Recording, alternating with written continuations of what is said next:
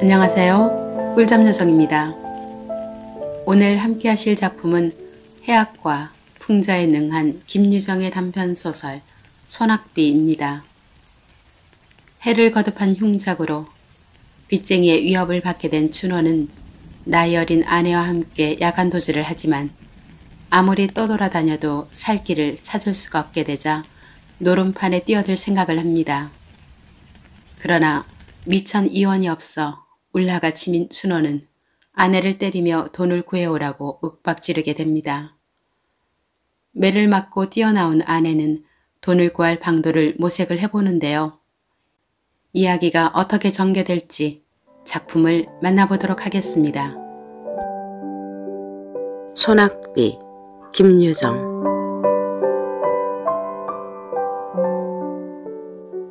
음산한 검은 구름이 하늘에 뭉게뭉게 모여드는 것이 금시라도 비 한 줄기 할 듯하면서도 여전히 짓궂은 햇발은 겹겹 산속에 묻힌 외진 마을을 통째로 사실 듯이 달구고 있었다. 이따금 생각나는 듯 산매 들린 바람은 논밭간의 나무들을 뒤흔들며 미쳐 날뛰었다. 산 밖으로 농군들을 멀리 품앗이로 내보낸 안말의 공기는 쓸쓸하였다. 다만 맷맷한 미루나무 숲에서 거칠어 가는 농촌을 읊는 듯 매미의 애끓는 노래. 매음, 매음. 춘호는 자기 집, 올 봄에 5원을 주고 사서든 묵삭은 오막살이 집 방 문턱에 걸터 앉아서 바른 주먹으로 턱을 괴고는 봉당에서 저녁으로 때울 감자를 씻고 있는 아내를 묵묵히 노려보고 있었다. 그는 사날밤이나 눈을 안 붙이고 성화를 하는 바람에 농사에 골이 작은 그의 얼굴은 더욱 해쓱하였다. 아내에게 다시 한번 졸라보았다. 그러나 위협하는 어조로 이봐, 그래 어떻게 돈 2원만 안 해줄 테요? 아내는 역시 대답이 없었다. 갓 잡아온 새댁 모양으로 씻는 감자나 씻을 뿐 잠자코 있었다. 되나 안 되나 좌우간 이렇다 할 말이 없으니 춘호는 울라가 터져서 죽을 지경이었다. 그는 타곳에서 떠돌아온 몸이라 자기를 믿고 장리를 주는 사람도 없고 또는 그 알량한 집을 팔려 해도 단 2, 3원의 작자도 내닫지 않으므로 앞뒤가 꼭 막혔다마는 그래도 아내는 나이 젊고 얼굴 똑똑하겠다. 돈 2원쯤이야 어떻게라도 될 수 있겠기에 묻는 것인데 들은 채도 안 하니 썩 괘씸한 듯 싶었다. 그는 배를 튀기며 다시 한번 돈 좀 안 해줄 테요? 하고 소리를 꽥 질렀다. 그러나 대꾸는 역시 없었다. 춘호는 녹이 충천하여 불현듯 문지방을 떠다밀며 벌떡 일어났다. 눈을 흡뜨고 벽에 기댄 지게막대를 손에 잡자 아내의 옆으로 바람같이 달려들었다. 이년아, 기집 좋다는 게 뭐여? 남편의 근심도 덜어주어야지. 끼고 자자는 기집이여? 지게막대는 아내의 연한 허리를 모질게 후렸다. 까부라지는 비명은 모지락스레 찌그러진 울타리 틈을 벗어나간다. 잼쳐 지게막대는 앉은 채 꼬꾸라진 아내의 발 뒤축을 얼러 볼기를 내리갈겼다. 이년아, 내가 언제부터 너에게 조른 게요? 범같이 호통을 치며 남편이 지게막대를 공중으로 다시 올리며 모지름을 쓸 때 아내는 에그머니 하고 외마디를 질렀다. 연하여 몸을 뒤치자 거반 엎어질 듯이 쌀이문 밖으로 내달렸다. 얼굴에 눈물이 흐른 채 황그리는 걸음으로 문 앞에 언덕을 내려 개울을 건너고 맞은 쪽에 뚫린 콩밭길로 들어섰다. 네가 날 피하면 어딜 갈 테요? 발길을 막는 듯한 의미 있는 호령에 달아나던 아내는 다리가 멈칫하였다. 그는 고개를 돌리어 쌀이문 안에 아직도 지게막대를 들고 섰는 남편을 바라보았다. 어른에게 죄진 어린애같이 입만 쫑깃쫑깃하다가 남편이 뛰어나올까 겁이 나서 겨우 입을 열었다. 쇠돌엄마 집에 좀 다녀올게요. 쭈뼛쭈뼛 변명을 하고는 가던 길을 다시 휑하게 내걸었다. 아내라고 요새 이돈 이원이 급시로 필요함을 모르는 바도 아니었다마는 그의 자격으로나 노동으로나 돈 이원이란 감히 땅김도 못해볼 형편이었다. 벌이 돼야 하잘것없는 것. 아침에 일어나기가 무섭게 남에게 뒤질까 영산이 올라 산으로 빼는 것이다. 조그만 종댕이를 허리에 달고 거한 산중에 드문드문 박혀있는 도라지, 더덕을 찾아가는 일이었다. 깊은 산속으로 우중충한 돌 틈바기로 잔약한 몸으로 맨발에 집신짝을 끌며 강파른 산등을 타고 돌려면 전 먹던 힘까지 녹아내리듯 진땀이 머리로 발끝까지 쭉 흘러내린다. 아랫도리를 단 외교부로 두른 낡은 치맛자락은 다리로 허리로 척척 엉기어 걸음을 방해하였다.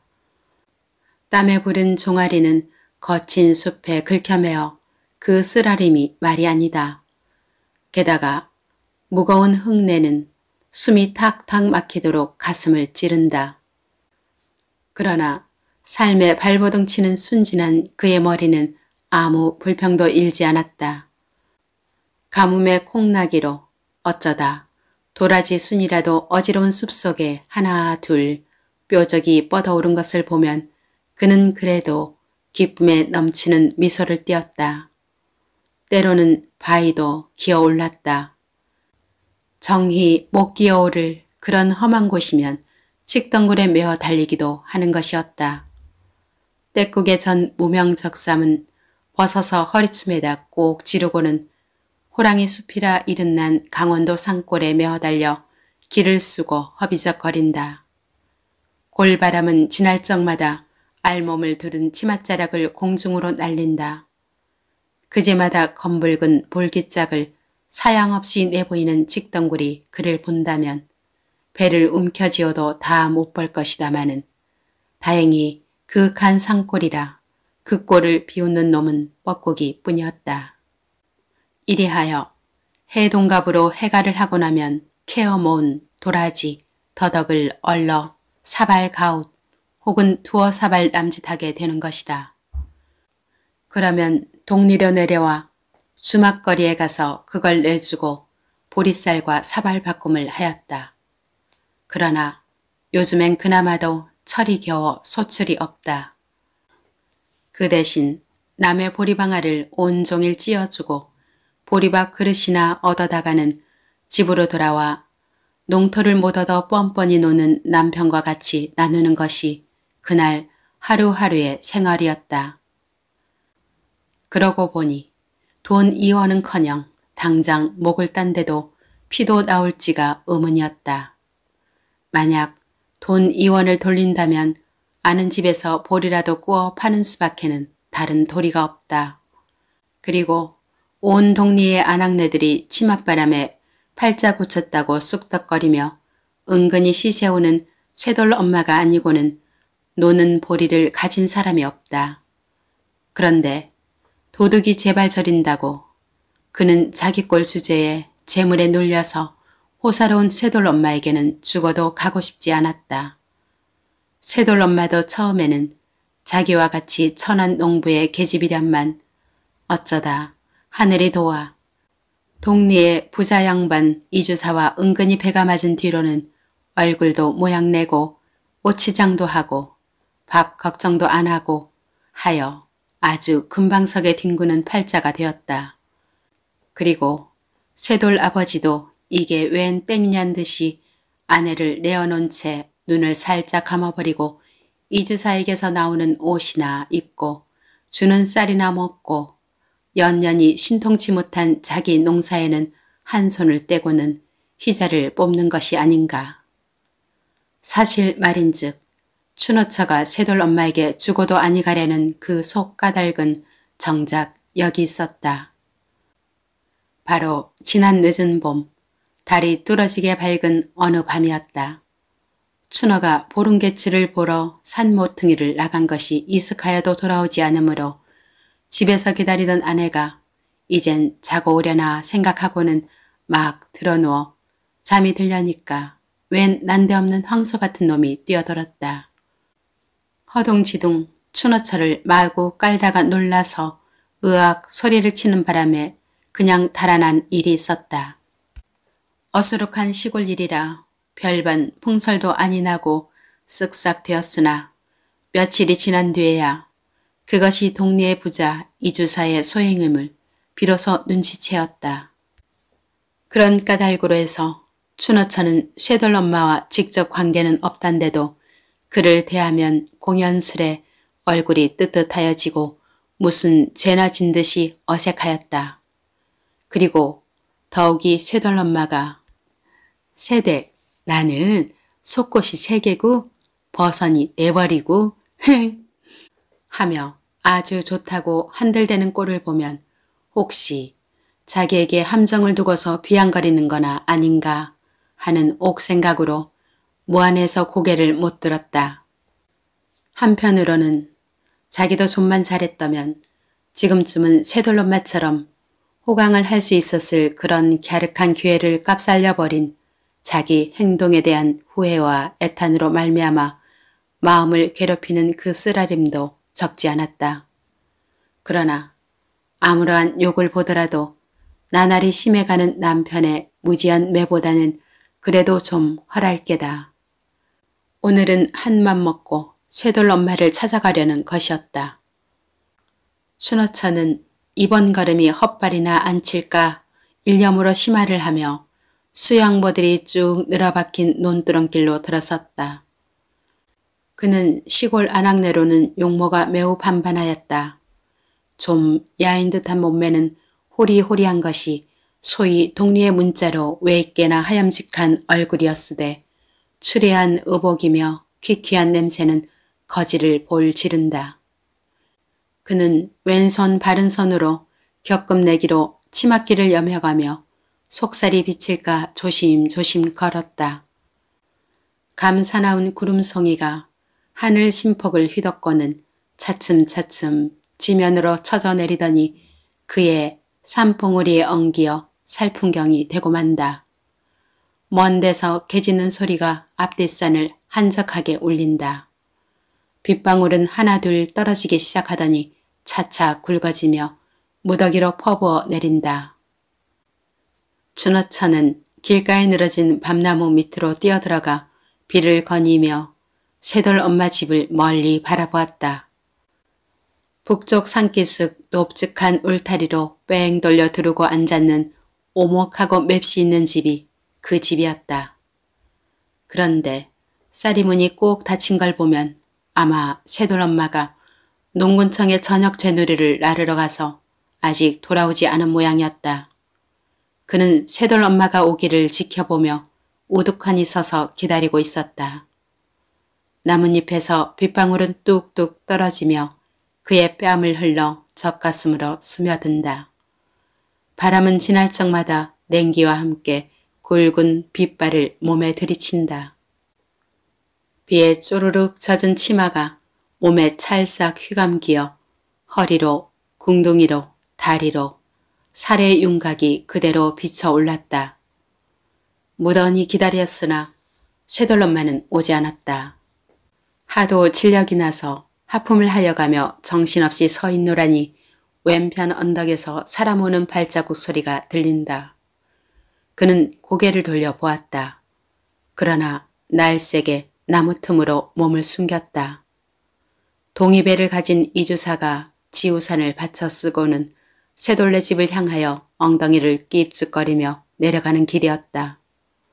비록 키는 작달만 하나 수 좋은 수염이라든지 온 동리를 털어야 단 하나뿐인 탕건이든지 썩 풍채 좋은 50 전후의 양반이다. 그는 쌀이문 안으로 가더니 자기 집처럼 거침없이 문을 떠다밀고는 속으로 버젓이 들어가 버린다. 이것을 보니 춘어처는 다시금 속이 편치 않았다. 자기는 개 돼지같이 무시로 매만 맞고 돌아치는 천덕군이다. 안 밖으로 기염을 받으며 간들대는 쇠돌 엄마와 사람된 치수가 두드러지게 다름을 그는 알 수가 있었다.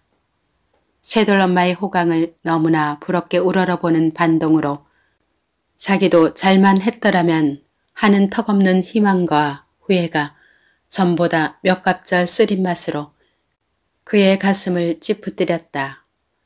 쇠돌네 집을 하염없이 건너다 보다가 어느덧 저도 모르게 긴 한숨이 굴러내린다. 언덕에서 쓸러내리는 사태물이 발등까지 개흙으로 덮으며 소리쳐 흐른다. 빗물에 푹 젖은 몸뚱아리는 점점 떨리기 시작한다. 그는 가볍게 몸서리를 쳤다. 그리고 당황한 시선으로 사방을 경계하여 보았다.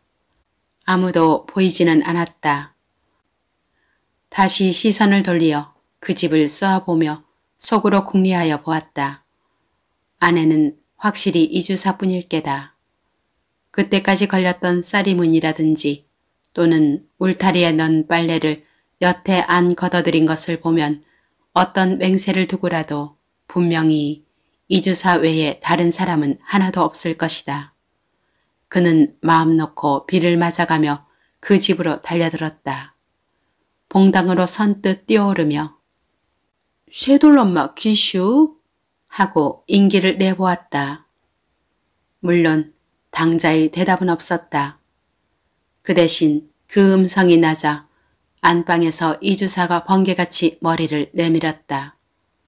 자기 딴은 꿈바퀴란 듯 눈을 두리번 하더니 옷 위로 벌거진 춘어처의 젖가슴, 아랫배, 넓적다리, 발 등까지 슬쩍 움층이 훑어보고는 거나한 낯으로 빙그레한다.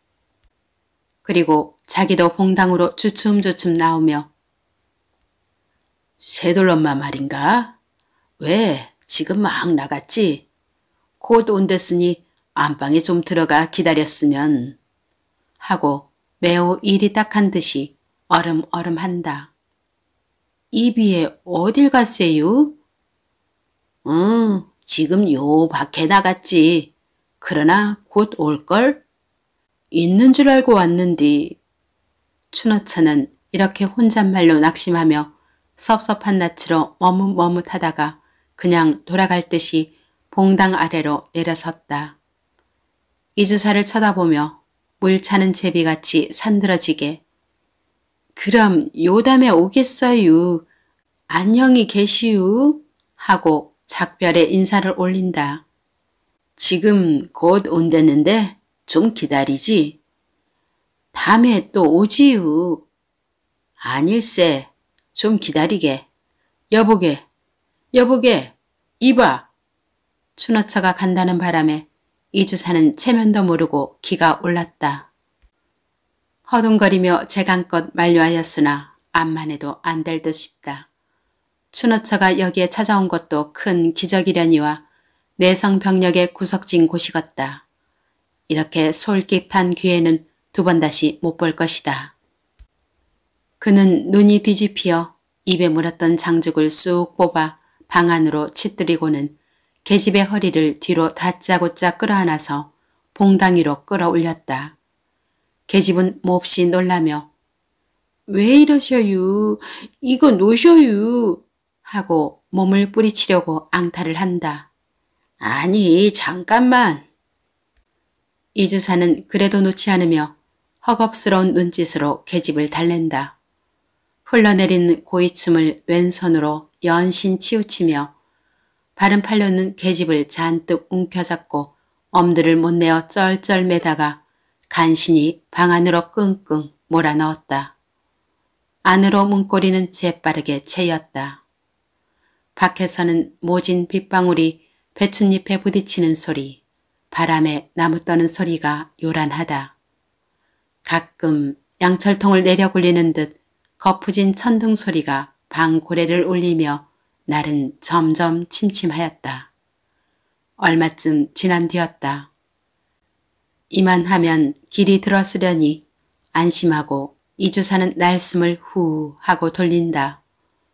실없이 고마운 비 때문에 바락도 못 치고 앙살도 못 피우고 무릎 앞에 고분고분 늘어져 있는 계집을 대견히 바라보며 빙긋이 얼러보았다. 계집은 온몸에 진땀이 쭉 흐르는 것이 꽤 더운 모양이다. 벽에 걸린 쇠돌 엄마의 적삼을 꺼내어 계집의 몸을 말쑥하게 훑닦기 시작한다. 발끝서부터 얼굴까지.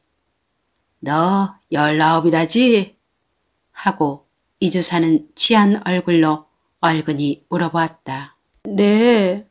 하고 매떨어진 대답. 계집은 이주사의 손에 눌려 일어나도 못하고 죽은 듯이 가만히 누워있다. 이주사는 계집의 몸뚱이를 다 식히고 나서 한숨을 내뽑으며 담배 한 대를 턱 피워 물었다. 그래, 요새도 서방에게 주리경을 치느냐? 하고 묻다가 아무 대답도 없음에 원 그래서야 어떻게 산단 말이냐? 하루 이틀이 아니고 사람의 일이란 알 수 있는 거냐? 그러다 혹시 맞아 죽으면 정장 하나 해볼 것도 없는 거야. 허니 내 명이 아까우면 덮어놓고 민적을 가르는 게 낫겠지. 하고 계집의 신변을 위하여 염려를 마지 않다가 번뜩 한 가지 궁금한 것이 있었다. 너 참 아이 낳았다 죽었다더구나. 네. 어디 난 듯이나 싶으냐? 계집은 얼굴이 홍당무가 되어지며 아무 말 못하고 고개를 외면하였다. 이주사도 그까짓것 더 묻지 않았다. 그런데 웬 녀석이 냄새인지 무생채 썩는 듯한 시크무리한 악취가 불씨로 콧청을 찌르니 눈살을 찌푸리지 않을 수 없다. 처음에야 그런 줄을 소통 몰랐더니 알고 보니까 비위가 좋기 역하였다. 그는 빨고 있던 담배통으로 계집의 배꼽깨를 똑똑히 가리키며 예, 이 살에 때꼽 좀 봐라. 그래, 물이 흔한데 이것 좀 못 씻는단 말이냐? 하고 모처럼의 기분이 상한 것이 앵하단 듯이 꺼림한 기색으로 혀를 찼다. 하지만 계집이 참다 이내 무안에 못 이겨 일어나 치마를 입으려 하니 그는 역정을 벌컥 내었다. 옷을 빼앗아 구석으로 동댕이를 치고는 다시 그 자리에 끌어앉혔다. 그리고 자기 딸이나 책하듯이 아주 대범하게 꾸짖었다.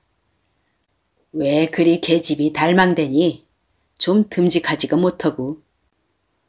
춘어처가 그 집을 나선 것은 들어간 지 약 1시간 만이었다. 비가 여전히 쭉쭉 내린다. 그는 진땀을 있는 대로 흠뻑 쏟고 나왔다. 그러나 의외로 아니 천행으로 오늘 일은 성공이었다. 그는 몸을 솟치며 생긋하였다.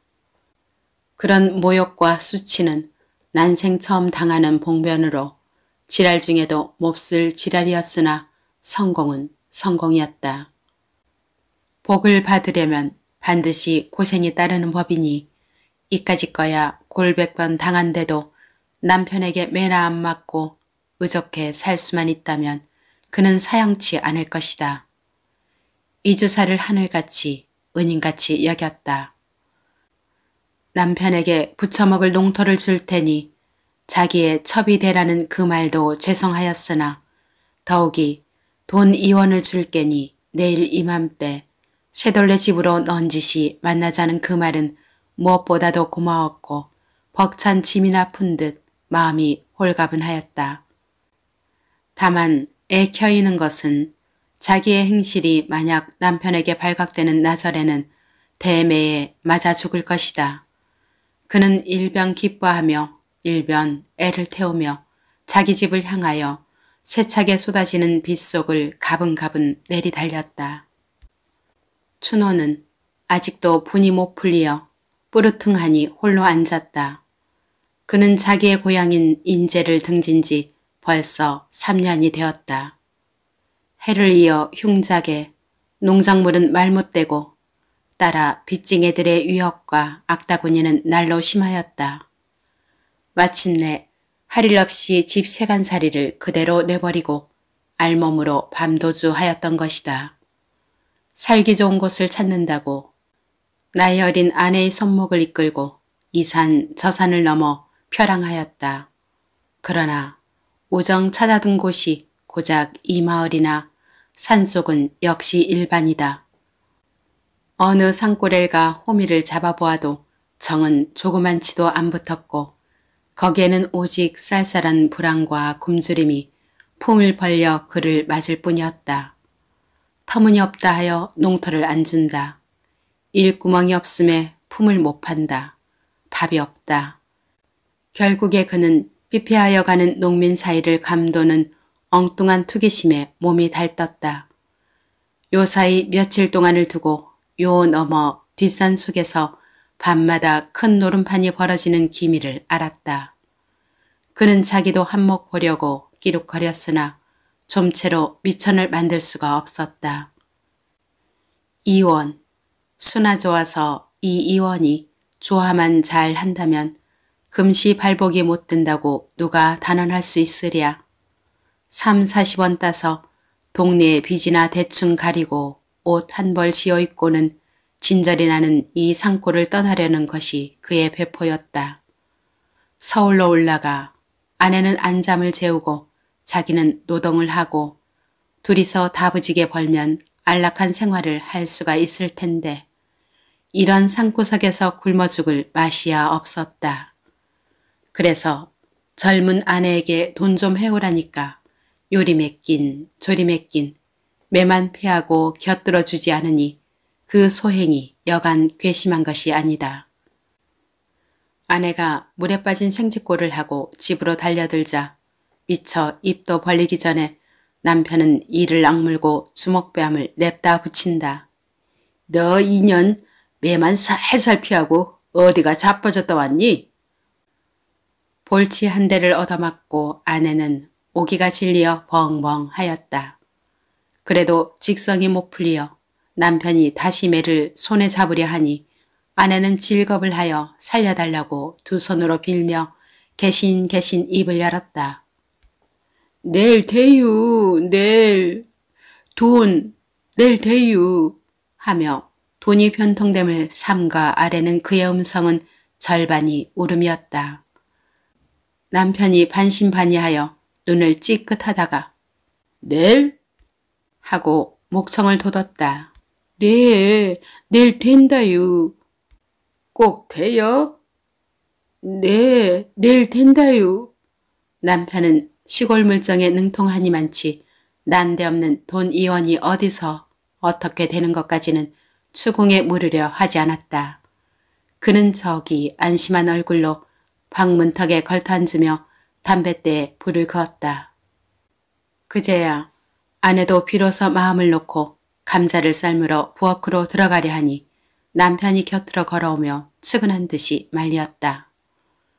병나 방에 들어가 어여 옷이나 말리어. 감자는 내 삶을게. 먹물같이 짙은 밤이 내렸다. 비는 더욱 소리를 치며 앙상한 그들의 방벽을 앞뒤로 울린다. 천장에서 비는 새지 않으나 집 지은 지가 오래되어 고래가 물러앉다시피 된 방이라 도배를 못한 방바닥에는 물이 스며들어 귀축축하다. 거기다 거적 두잎만 덩그렇게 깔아놓은 것이 그들의 침소였다. 석유불은 없어 캄캄한 바로 지옥이다. 벼룩은 사방에서 마냥 스멀거린다. 그러나 등걸잠에 익달한 그들은 천연스럽게 나란히 누워 줄기차게 퍼붓는 밤비 소리를 귀담아 듣고 있었다. 가난으로 인하여 부부간의 애틋한 정을 모르고 나날이 매질로 불평과 원한 중에서 복닥이던 그들도 이 밤에는 불시로 화목하였다. 단지 남의 품에 든 돈 2원을 꿈꾸어 보고도 서울 언제 갈라유? 남편의 왼팔을 베고 누웠던 아내가 남편을 향하여 응석비슷이 물어보았다. 그는 남편에게서 서울의 화려한 거리며 후한 인심에 대하여 여러 번 들은 바 있어 일상 안타까운 마음으로 몽상은 하여 보았으나 실지 구경은 못하였다. 얼른 이 고생을 벗어나 살기 좋은 서울로 가고 싶은 생각이 간절하였다. 곧 가게 되겠지. 빚만 좀 없어도 갔든 하련만. 빚은 낭중 갚더라도 얼핀 값세다유. 염려 없어. 이달 안으로 꼭 가게 될 거니까. 남편은 썩 회의 승낙하였다. 나는 그는 동리에서 일컬어주는 질꾼으로 투전장의 갑옷쯤은 시루에서 콩나물 뽑듯 하는 능수였다. 내일 밤 이원을 가지고 벼락같이 노름판에 달려가서 있는 돈이란 깡그리 모집어올 생각을 하니 그는 은근히 기뻤다. 그리고 교묘한 자기의 손재간을 홀로 뽐내었다. 이번이 서울 처음이지? 하며 그는 서울 바람 좀 한번 쐬었다고 큰 채를 하며 팔로 아내의 머리를 흔들어 물어보았다. 성미가 워낙 겁겁한지라 지금부터 서울 갈 준비를 착착하고 싶었다. 그가 제일 걱정되는 것은 둠구석에서 뇌자라 먹은 아내를 데리고 가면 서울 사람에게 놀림도 받을 게고 거리끼는 일이 많을 듯 싶었다. 그래서 서울 가면 꼭 지켜야 할 필수 조건을 아내에게 일일이 설명치 않을 수도 없었다. 첫째, 사투리에 대한 주의부터 시작되었다. 농민이 서울 사람에게 꼬라리라는 별명으로 감 잡히는 그 이유는 무엇보다도 사투리에 있을지니 사투리는 쓰지 말며 합세를 하십니까로 하계유를 하오로 치되 말끝을 들지 말지라. 또 거리에서 어릿어릿 하는 것은 내가 시골뜨기요 하는 얼뜬 짓이니 갈 길은 제게 가고 볼 눈은 또릿또릿이 볼지라 하는 것들이었다. 아내는 그 끔찍한 설교를 귀담아 들으며 모기 소리로 네 하였다.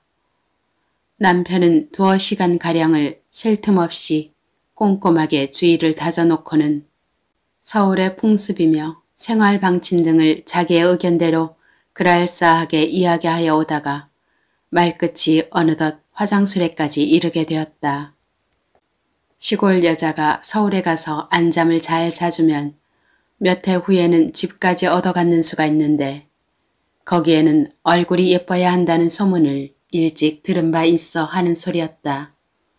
그래서 날마다 기름도 바르고 분도 바르고 버선도 신고 해서 진맘에 썩 들어야. 한참 신바람이 올라 주워 섬기다가 옆에서 새근새근 소리가 들리므로 고개를 돌려보니 아내는 이미 골아져 잠이 깊었다. 이런 망할 거. 남 말하는데 자빠져 잔담? 남편은 혼자 중얼거리며 바른 팔을 들어 이마위로 흐트러진 아내의 머리칼을 뒤로 쓰다듬어 넘긴다. 세상에 귀한 것은 자기의 아내. 이 아내가 만약 없었던들 자기는 홀로 어떻게 살 수 있으려는가. 명색이 남편이며 이날까지 옷 한 벌 번번이 못해 입히고 고생만 지시킨 그 죄가 너무나 큰 듯 가슴이 뻐근하였다. 그는 왁살스런 팔로다 아내의 허리를 꼭 껴안아 가지고 앞으로 바트기 끌어당겼다.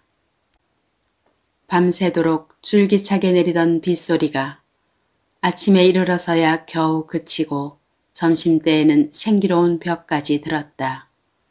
쿨렁쿨렁 눈물 나는 소리가 요란히 들린다. 시냇가에서 고기 잡는 아이들의 고함이며 농부들의 희희낙낙한 매나리도 기운차게 들린다. 비는 춘호의 근심도 씻어간 듯 오늘은 그에게도 즐거운 빛이 보였다. 저녁 재누리 때 되었을걸? 얼른 빚고 가봐. 그는 갈증이 나서 아내를 대고 재촉하였다. 아직 멀었어유. 먼 게 뭐냐? 늦었어. 뭘?